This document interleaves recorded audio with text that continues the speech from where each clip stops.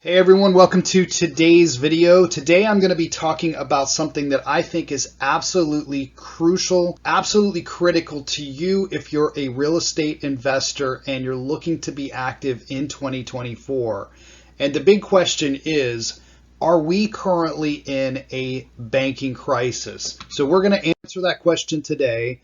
We're also going to talk about if we are in fact in a banking crisis, what do you do as a real estate investor if you can't get loans at your local bank and where you normally go to get your loans? What are you going to do?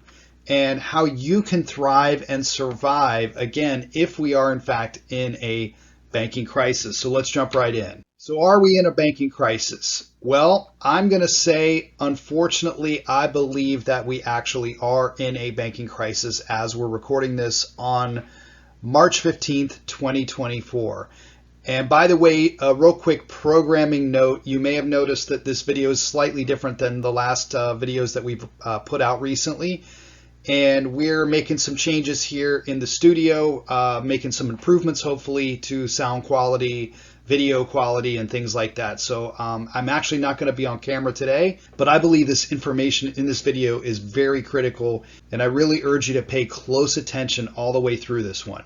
So yes, unfortunately, I believe we are in a banking crisis. I'm going to give you numerous headlines and numerous evidence to support why I say this, and hopefully you'll understand and you'll agree with me by the end of the video. So first up is a recent headline by Barron's.com.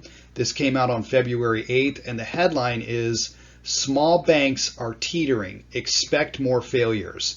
There is a systematic risk of large-scale bank failures in the United States in 2024 due to charge-offs and write-downs emanating from the commercial real estate sector. Another one here from Bloomberg. A $1.5 trillion wall of debt is looming for United States commercial properties by the end of 2025. Morgan Stanley sees refinancing risks front and center. Office retail property valuations could fall as much as 40%. Here's a little graph I found, and I wanted to show you here where most of the commercial real estate loans are actually held.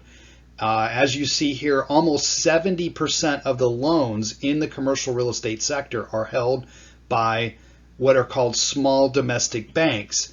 And as we're going to be talking about here throughout the video, the small domestic banks comprise most of the banks that are in existence in this country. It's all but about 25 banks that are considered large banks, and you may have heard of the term too big to fail. But for the most part, we're talking about banks that you're very familiar with and that you know and likely do business with. Here's another bit of news that I don't think bodes well for the banks in this country. You may or may not have heard of this, but there was a program put together by the Federal Reserve, and it was called the Bank Term Funding Program. It was put out last year around this time. I think it was probably March 10th or 11th of 2023, when the Fed put this program together, and it was essentially to lend money to banks that were struggling with liquidity. And what was kind of causing that at the time was, if you recall, we had the Silicon Valley Bank failure. We had some other big bank failures at the time, and it was really shaking up the market. So the Fed came in with this tool, they called it, that would essentially kind of quell things, calm them down. It was this bank term funding program, and it was set up again to give loans to banks. Well, here's the thing. As of March 11th, that program has now ceased to exist. So again, this is one little tool that the banks don't have access to at this point, causing more stress, I believe, in the banking sector. Another issue banks are contending with is that depositors are nervous. The ones that are paying attention and seeing the news are in many cases looking to make changes to who they bank with in order to protect their own deposits. And we're seeing a migration from the smaller and the regional banks to the larger, again, the too big to fail banks. So what that's causing is deposits are actually decreasing in a lot of these banks. Here's a quote by Chad Littell from CoStar. He says, by the end of last year, banks were already pulling back on lending as they saw more deposits head out the door. And even the Fed chair, Jerome Powell, has recently admitted there will be bank failures. If you see that down at the bottom there. So we've got our own Fed chair, and this was just recently. This was on March 7th.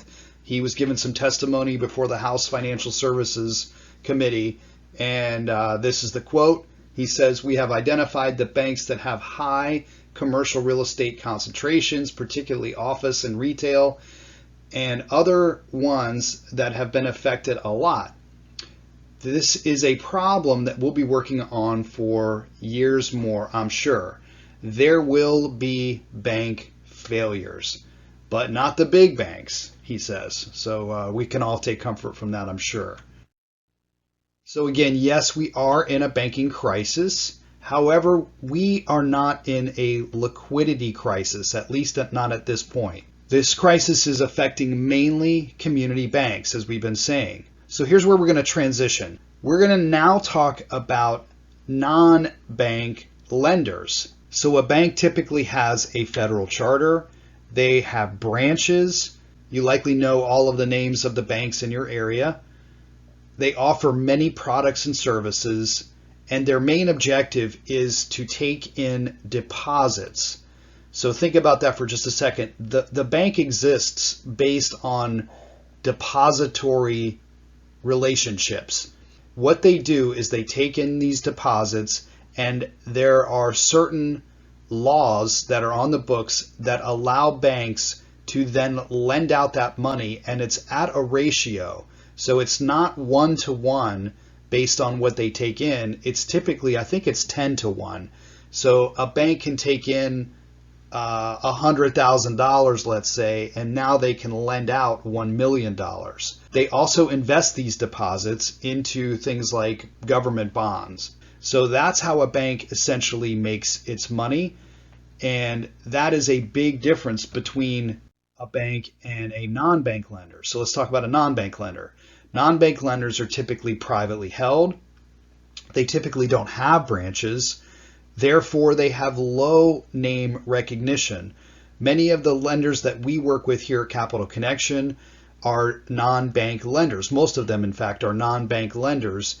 And if I sat here and gave you the list of the lenders that we worked with, you likely would have heard, unless you've worked with them yourself and worked with them directly, very likely you will not have heard any of their names. They specialize in niche lending, and the funds typically come from investor pools, not from depository relationships. So what I think that means to you and to me as real estate investors is we should all embrace this crisis.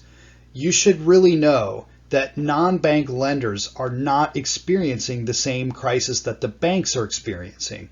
The capital right now, I believe, is pent up. It's looking for a home. I'm continuously contacted by these non-bank lenders. They call me. I get calls actually almost every single day from my reps that I've worked with in the past.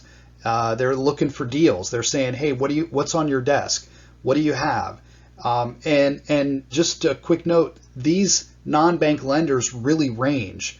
It goes from 1 to 4 unit fix and flip loans, multifamily loans, commercial, hospitality. It's all the things that we want to talk about here on these videos on the channel. But I thought we needed to do a video to really explain the differences in where the capital comes from, because it really, really does make a big difference, especially if we're going into a banking crisis where 70% of these loans typically were made, and now you can't go get them. Where are you going to turn? And then add in, I think asset prices are going to begin to fall.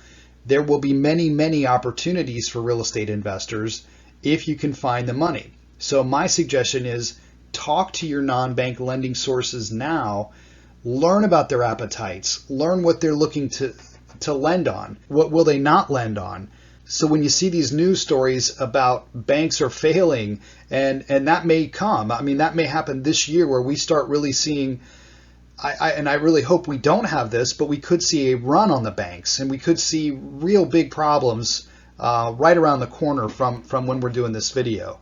Just remember that there is a whole big invisible side of this that is standing ready, I believe, and is there to help you with your real estate investing. So that's really why I wanted to do this video today. I thought it was very timely, and I hope this one helped you. So with that, I'll say thank you so much for joining me today.